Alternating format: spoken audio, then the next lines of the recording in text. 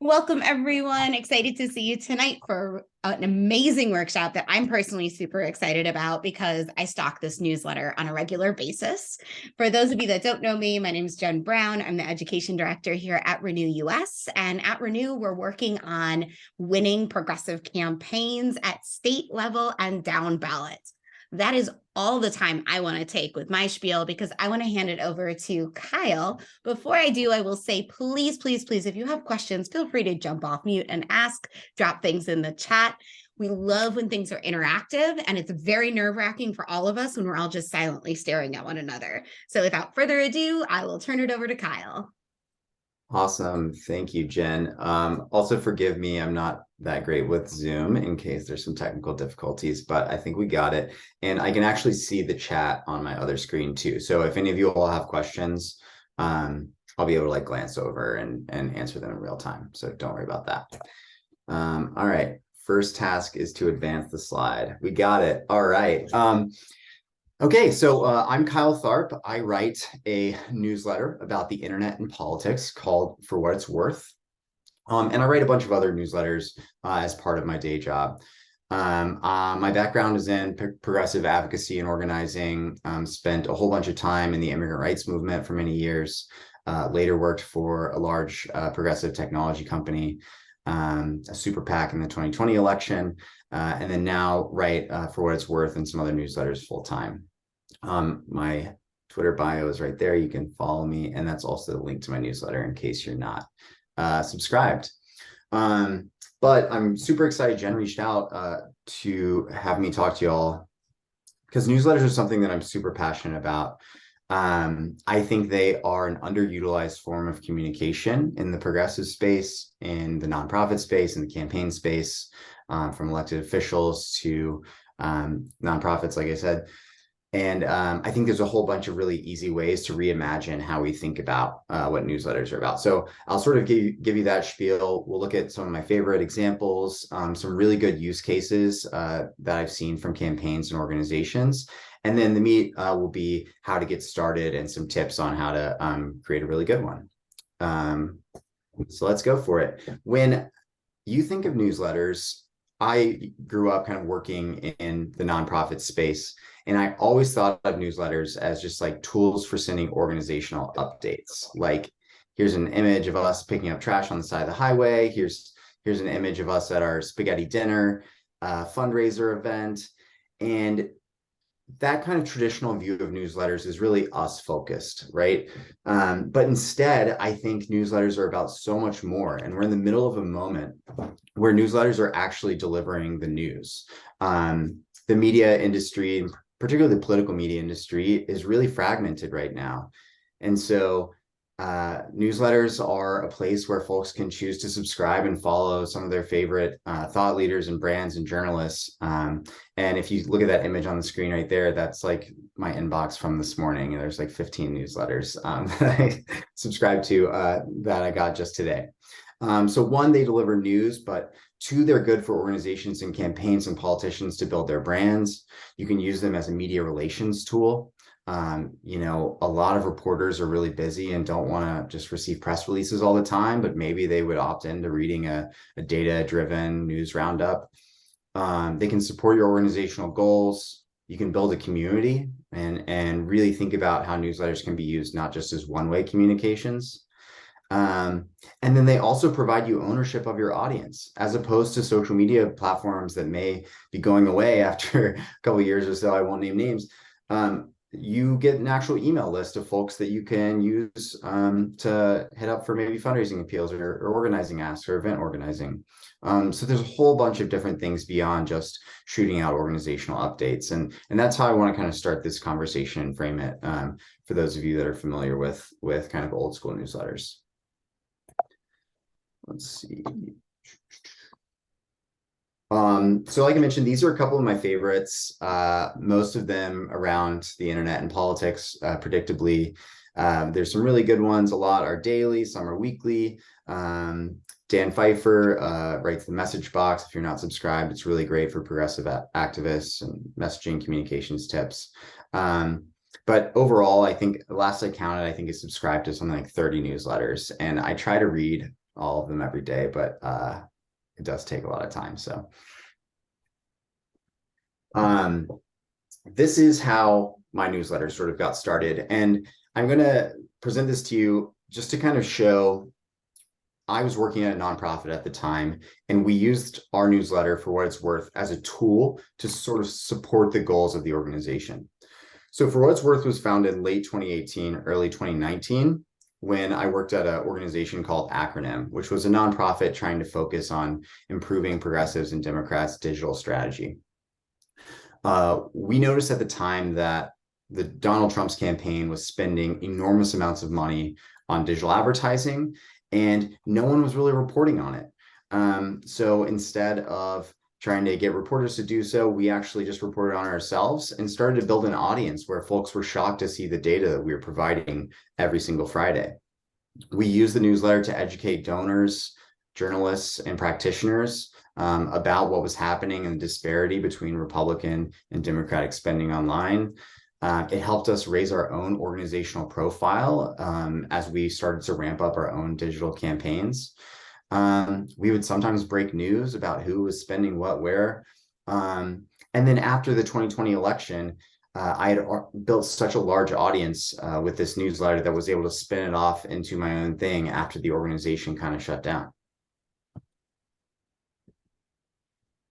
What I kind of described to you is an example of what I call a communications flywheel. So this really gets to the meat of why I get excited about using newsletters. Is if you're doing communications or organizing for an organization and you have a story that you want to tell, your first option is to do the traditional media relations route, where you pitch the Washington Post on a story and then they'll write the article, maybe you like it, and you'll share it. But something that we had done in the past, and I'll show you some examples of, is that you can publish your own article and tell your own story in your newsletter, ask influencers and allies to share it on social media. Then you're going to be collecting new email subscribers from that share. Then you can get the Washington Post or others to report on your piece later. Then you'll collect more subscribers. You can convert those subscribers to followers on your own social media accounts, or maybe even donors, and you're building your organization's megaphone in the process. And so here's an example of what that looks like. So in December, I wrote a piece about how Ron DeSantis was running new digital ads nationwide. Really quick little newsletter update. I shared it, published it, shared it on Twitter, a large political account, quote tweeted and shared it. I then sent the newsletter piece to Politico to include in their newsletter. They ended up doing so and linking back to mine. And then that caused me to generate more subscribers, all while also growing my social media and email audience at the same time. So I call this like a flywheel. Other people have different words for it, but really finding ways to get the sort of biggest bang for your buck when it comes to any sort of place communications. And that's something that newsletters can help out with. So I know a bunch of you maybe work for advocacy groups or nonprofits, and then some may work for political campaigns or local Democratic Party. And so I really tried to think about different examples that would be relevant to you all. The first of which is something that kind of lives in like the legend of political campaign space, is the Bernie Sanders campaign in 2020 was, I think, the first major presidential campaign to have a newsletter ever that was actually like news focused and not just fundraising emails. People in politics, as all of you are aware, do not like receiving political campaign email. It fills your inboxes or your spam folders with just tons and tons of like very dramatic email fundraising appeals. I get why they have to do it. I understand grassroots fundraising is extremely important. But this is the opposite of that. So the Bernie campaign in 2020 created yeah, exactly, Nancy Pelosi here. The Bernie campaign in 2020 created a digital newsletter, quote, with scoops, insights, and news nuggets about the election. If you remember back then, there were like 20 Democrats running for president. And so reporters were desperate for little nuggets and different ways that campaigns were engaging with each other or trying to get ahead of each other. And so the Bernie campaign used their massive email list. They created a newsletter on Substack, actually, had a former journalist on their team, David Sirota, write it, and they use it as a tool to spread opposition research on other candidates. They'll be like talking about Pete Buttigieg's wine cave or something. They highlighted positive news stories about Bernie Sanders' positions. And in the process, they gave supporters a unique line of communication with the campaign. So supporters for the Bernie campaign, when they signed up for their email list, they knew that they weren't just going to be spammed with fundraising ads. They were actually going to be sent something that was interesting to read. And they could reply to the author and he would respond back to them. It even made the news when they launched it because it was such an interesting thing for campaigns to do. Bernie was maybe the first, but he was not alone. The Beto campaign also did something like this, although theirs looks a little bit more like a traditional newsletter. So they had, a topper where they're trying to do a little bit of fundraising. They shared one big thing from the week. They shared upcoming events where they could, sign up or watch live streams of the candidate and the campaign. Maybe shared a little bit of their policy positions, new merch or new content, and asked people to share things on social media. So this is, again, another way that campaigns can actually get supporters involved other than phone banking or donating. I'm just very intrigued that a lot of campaigns since then haven't done this. And it's still not that common.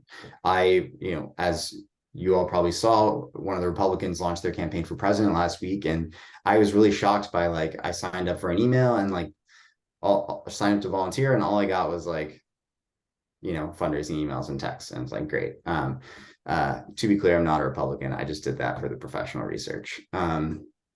Just wanted to make that solid. And then another one that is a little bit of a different tack in politics comes from Jeff Jackson, who's a freshman member of Congress. I noted last week on Twitter that he has reached 1 million subscribers to his Substack, which he just launched in December. And it is basically just once a week update about, it's called Quick Update, once a week update about what it's like to be a first term member of Congress. He doesn't really do fundraising or super punchy politics in it. He's just talking about oh yeah, I was walking in the hallway on Capitol Hill the other day and I saw Marjorie Taylor Greene and she actually was nice to me. That is incredibly unique content that fills a gap in the political space. If you think about congressional newsletters, they're super official, super formal, and they're written by junior staff, and you don't really get. They say so many words, but you don't really understand what they're actually trying to say. This is a really great example of how you can do a really simple job of communicating that's super authentic, and it really catches on. I mean, 1 million subscribers. He's in the top 10 political Substack newsletters of all time right now. So that was a really cool recent example that I saw. So all these 3 different things are just to kind of get your own brains flowing on what you can use newsletters for in the political or in the organizing space. So now I want to go into just some of my tips on how to start and grow a good newsletter. I've learned a lot over the years. These are not exhaustive. Some of them are basic, some of them are not. So bear with me here. But in the starting out, you have to figure out where you want to publish your newsletter. A lot of organizations will use one of 2 platforms. Traditionally, folks use a platform called MailChimp, which actually costs money, a couple, maybe $100 a month to use, depending on how large your audience is. Some folks use Action Network or NGP Vans tools or whatever as well. MailChimp was pretty popular. It's kind of less user-friendly to format, but it has really great metrics and testing if you want to, A/B test subject lines and things like that. And it's been traditionally pretty popular over the years. The newer sort of hot new thing in the newsletter space is called Substack. It's what I use to publish my newsletters. It is free to use for anyone wanting to get started. You could start one tonight in about 10 minutes. And Substack, oh yeah, Ghost is another one that you should definitely check out. I actually have not checked that out, but we should. I'm going to do so after this. Thank you for mentioning that. So yeah, ghost.io is another one that you should take a look at. One thing that I really like Substack for is the discoverability and recommendation engine.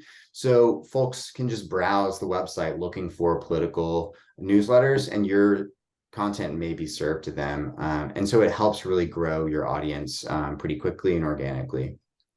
There are less good testing features and metrics there, but it does include like a built-in nice website for viewing on the web.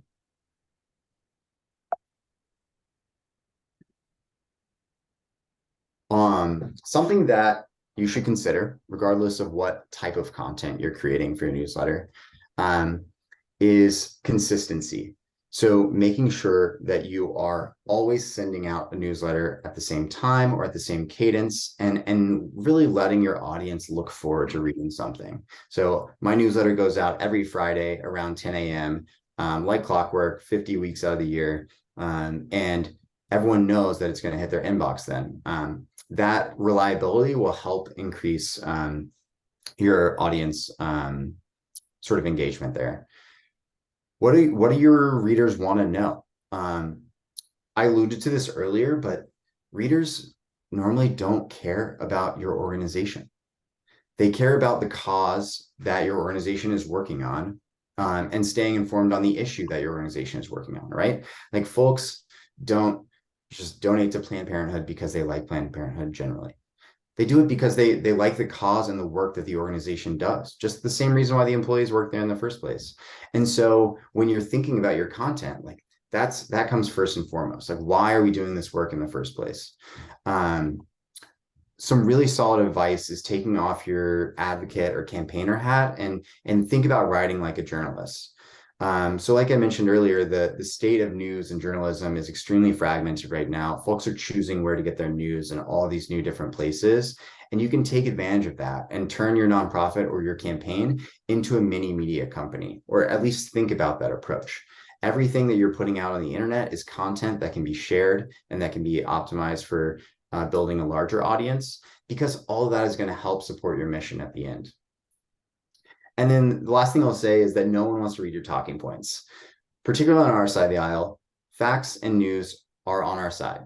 Share those. Like, it is much more effective to share data and charts and cool news articles and reports that your organization created that are fact-based and data-driven, and that folks will really want to explore and read, rather than just like an opinion or a hot take.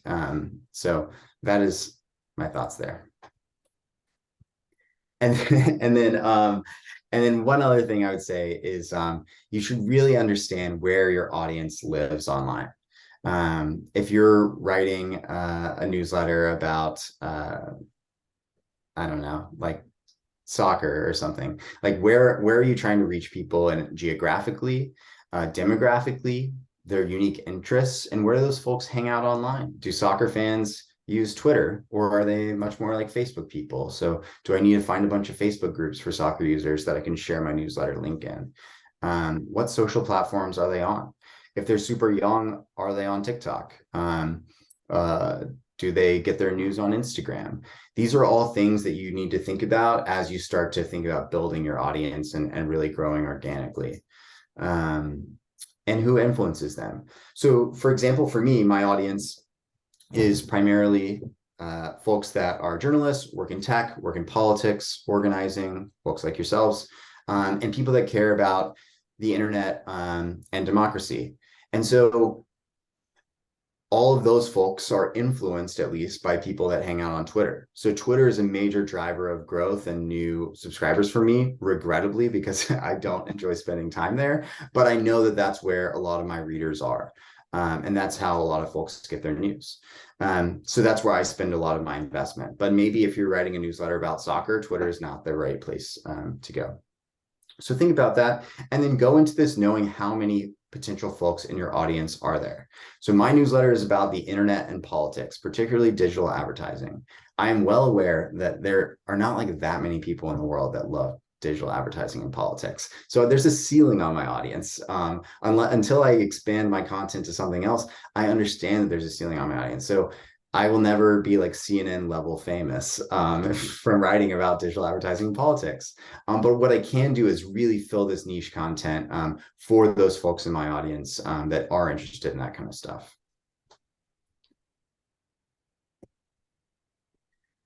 I would really encourage you as you start to think about getting started with a newsletter is don't reinvent the wheel. Look at how other successful newsletters have looked, felt, behaved over the past few years, and try and emulate those first. So what time of day do they send? There are some trends, and there's a reason why people send at what times they send. Maybe sending an email newsletter like 7 p.m. on a Friday, like not a great idea. Maybe it is a good idea for your audience. It depends. There are typically two different formats across the board for newsletters. One is like one large deep dive piece of content. If you think about Popular Information, which is a newsletter by Judd Legum, an accountability journalist, he does like a deep dives that are very long investigative pieces just on one subject. Others, if you think about Axios, they have a newsletter that's a roundup of 5 different news articles in a given day, and that's it. So it's 5 different things. It's a digest. Those are 2 different formats that different folks like to use. I do a little bit of both, but that's a major consideration when you're kind of setting up your template. You should also think about if you want to do one really long newsletter each week, or if you want to do short daily newsletter. That's completely up to you, and they can perform just as well as each other. I think some really good examples here are Politico sends a really, really long digest of a ton of different news articles every day called Playbook. Axios does a short digest every day. Popular Information sends a long deep dive every week. And then Quick Update is a short note that the congressman sends every week. So these are all different types of formats, and they all work in their own way. It's really just about how much work you want to put into the process and what you think your readers would like.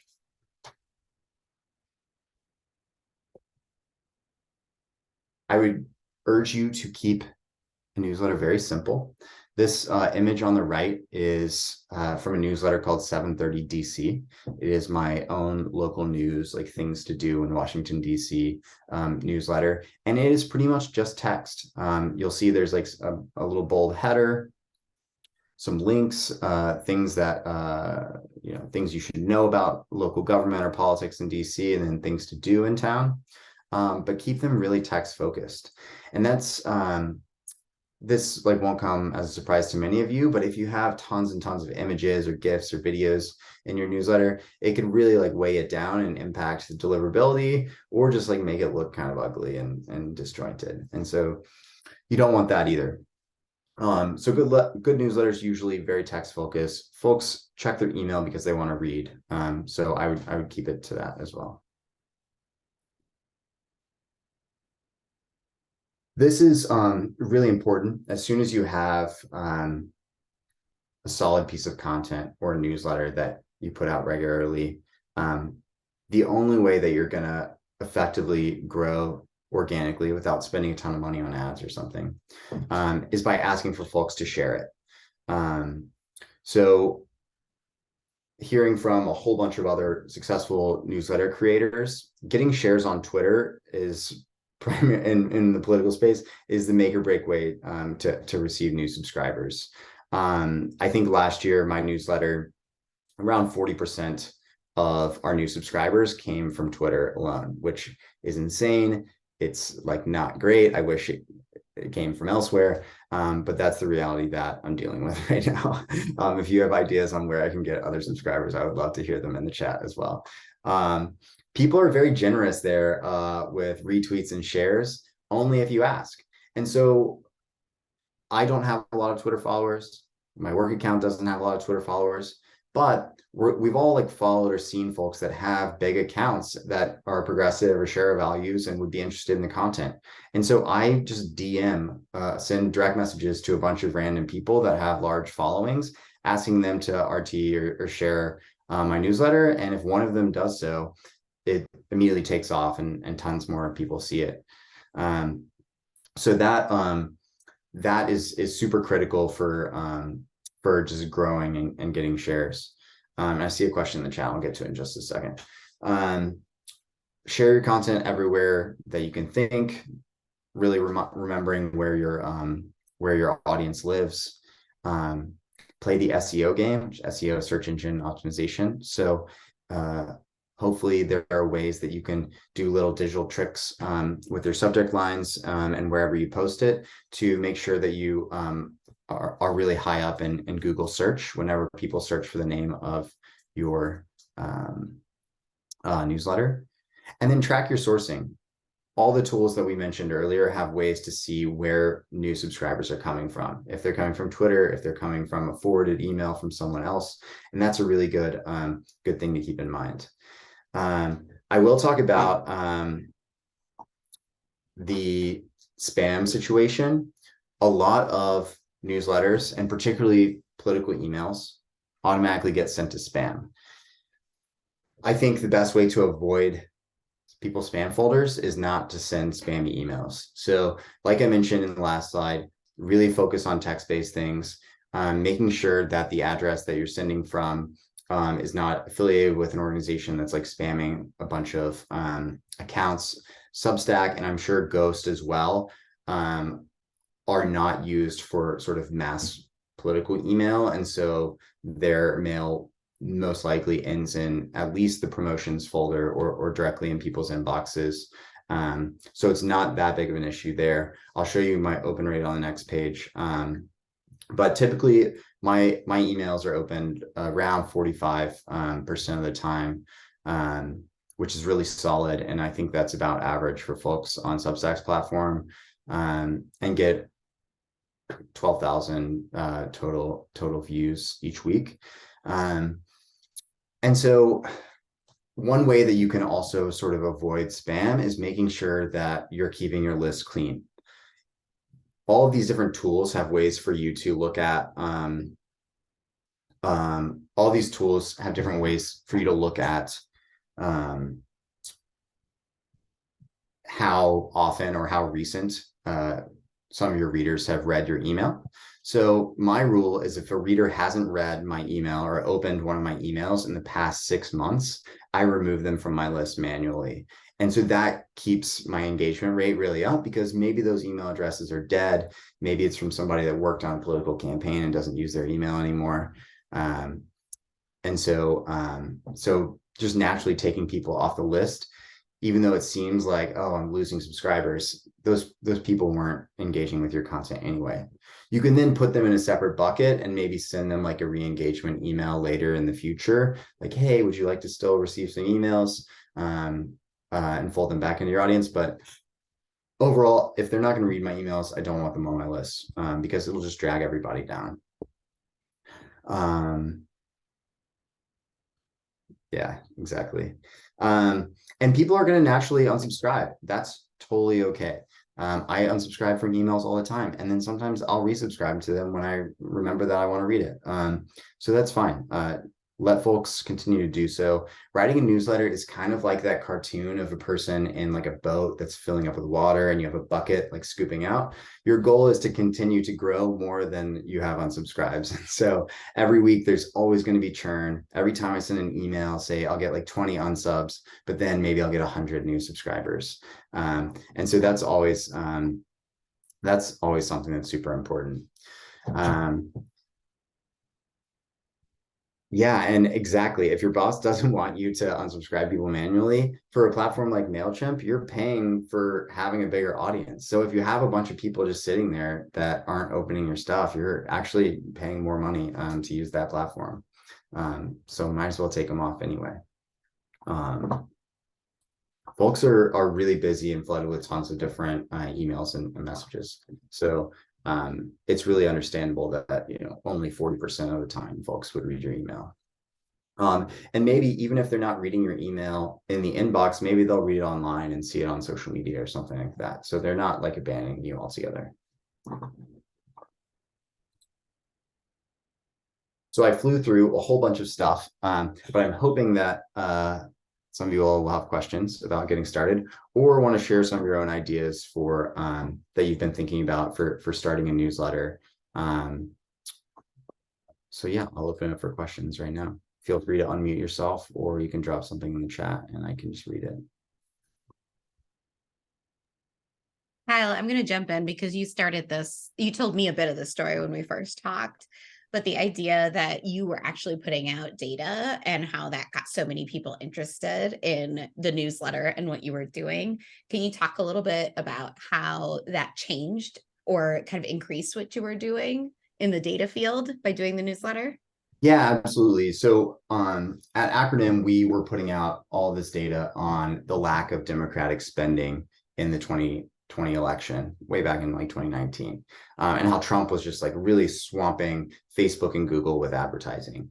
And so we put this out every week, and folks started to take notice, first reporters, and then later major donors.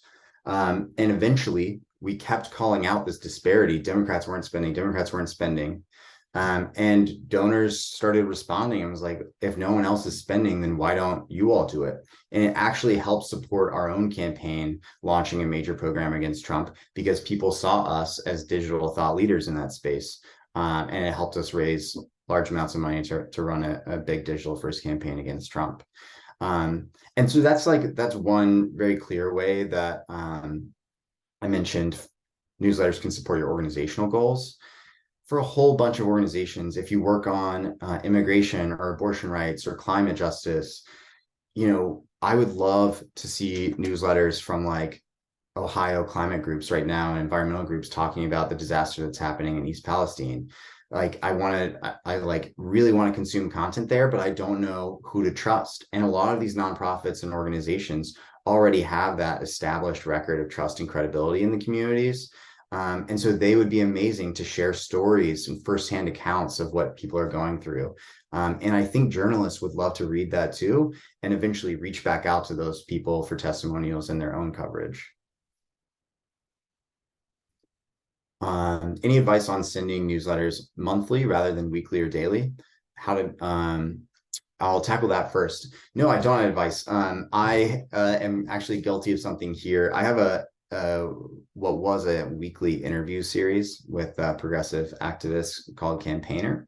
But it became so hard to like regularly interview, transcribe, post every single week that we ended up changing it to monthly. And it's done pretty well in that regard. So no, I think monthly newsletters can be great, particularly if they're a big, robust, splashy thing that folks are going to look forward to. Newsletters do take a lot of work. An interview can be a pretty easy thing, or it can be hard if there's a lot of editing involved.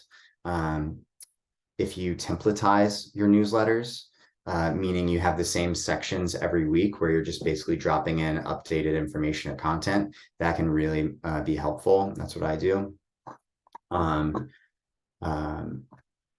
And then on the part about Substack's recommendations feature, I think that's one of my favorite things is newsletter writers like myself can recommend other newsletters on Substack, and it puts a little link on your homepage. And whenever people subscribe to your newsletter, Substack says, hey, would you like to subscribe to this other newsletter too? When they rolled out that feature, I immediately just started asking a whole bunch of other newsletter writers to recommend mine in exchange for theirs. And that's really helped grow. I've had a huge amount of growth from there. Someone asked about how are organizations staffing these roles? And that's really key and something to think about. Clearly, writing is a skill set that is important for doing this. But you don't have to be like, I think folks really get bogged down with like this idea that everything has to be perfect and amazing. And like I said, like if there was a newsletter right now just covering testimonials, word for word testimonies of folks from Ohio around the environmental disaster, like I would still love to read that. And I won't care if there's like typos or whatever. Sometimes organizations are just going to say goes to their digital director, their digital person. A lot of nonprofits don't have digital people, so it goes to their comms director. But I think there's a whole host of positions that can do stuff like this. Even if you're a field organizer or an organizing director, and you want to do something that just gives your volunteers something to look forward to every week and keeping it small, you can create kind of like sort of an invite only or more of a private newsletter where you're just sending updates that those folks want to be involved with too.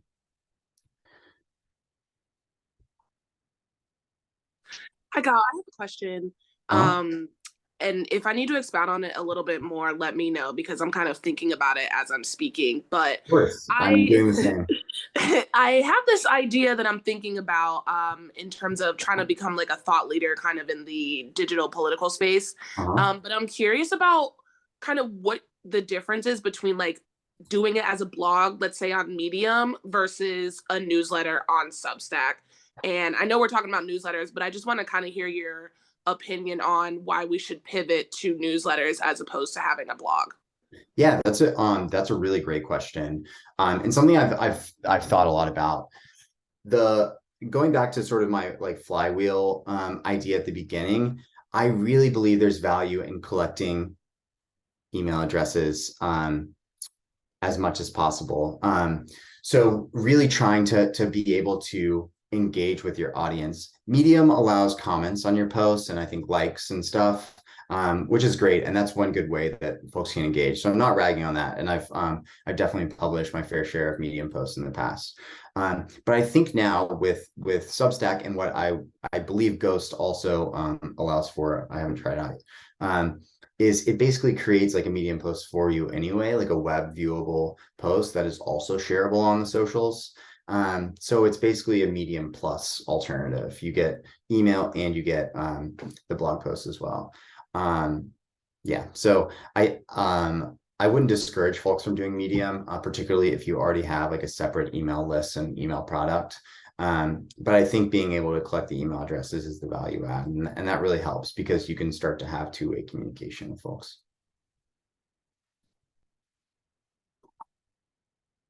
Thank you. Yeah.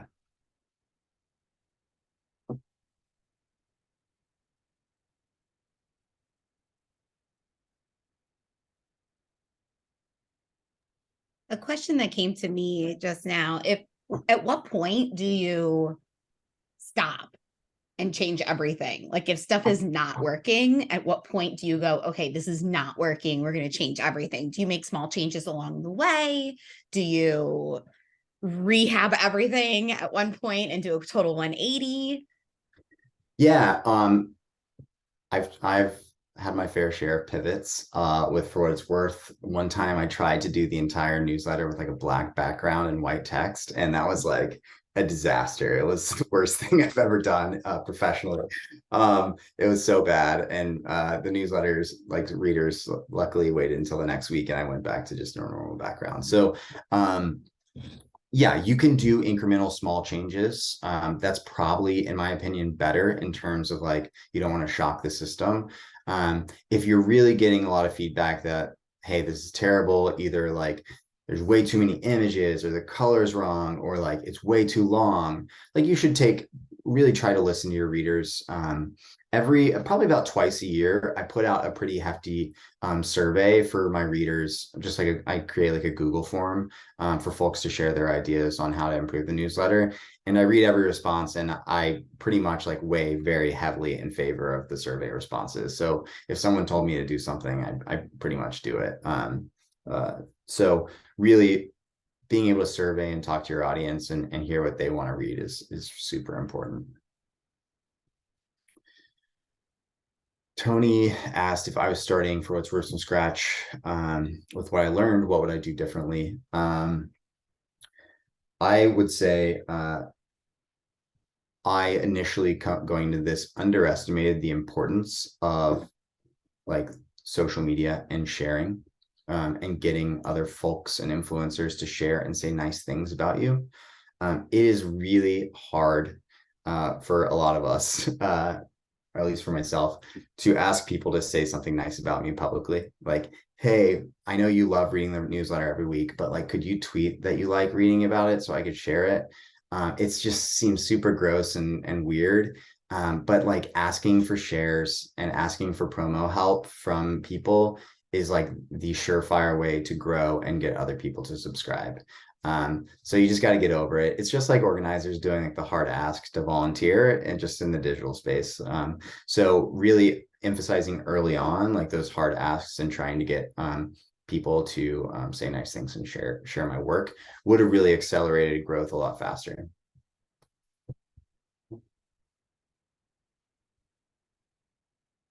Yeah, exactly. When you ask people to help you out, to share, or just to like or retweet your stuff, they're what, they can only say yes or no. So you have a 50-50 chance of getting a yes. And like if they don't, so what? If they do, it's just like, yeah, that's also flattering to them that that someone would reach out and want their opinion.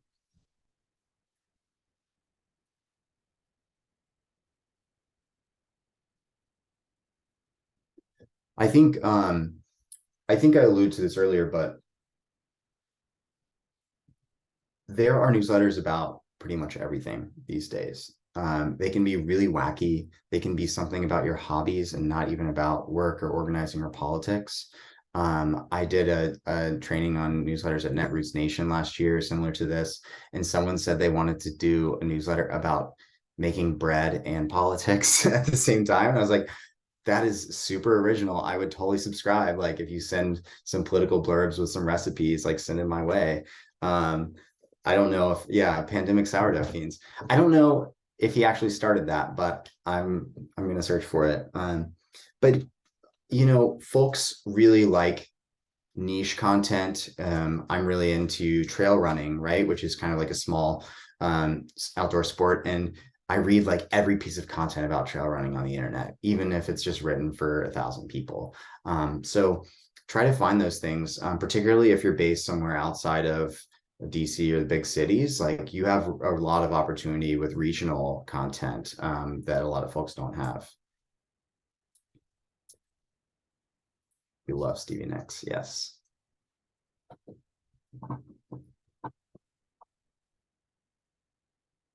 Does anyone have any other questions? I know I like threw so much at you. I'm sorry, I talked very fast. It's been a long day.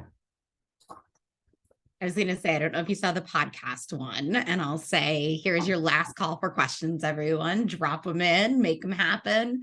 This is your chance. I will say about a podcast, it goes back to, I think when I was answering Kiara's question, I really think that like creating cross-platform, like social content is really important. So having your newsletter, yes, but then sharing it on Twitter and Facebook and LinkedIn as like a Medium post. For me, I'm starting to think about, okay, when I do written interviews for my newsletter, I should also like record video and share that on Twitter too. So related to like a podcast, maybe I'll just record audio and post that in podcast format.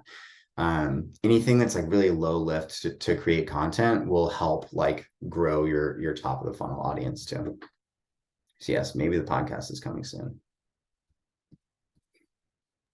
I love it. Kyle, thank you so much for your time and all of the knowledge you dropped on us tonight. Like, seriously, what a usable amount of information you gave. Everyone that's here and watching, you will get a copy of this in your inbox tomorrow. You will also get a feedback survey. Please tell us what you want to see. One of my big goals in education with Renew and with Renew is to make sure organizers have what they need to win, whether it be electoral campaigns or issue-based campaigns. So please fill out that feedback survey. And I want to say thank you, everyone. Again, have a wonderful night. Kyle, we'll see you in your newsletter on Fridays. I look forward to looking at it every single Friday. Awesome. Thanks, y'all. Thanks, everyone.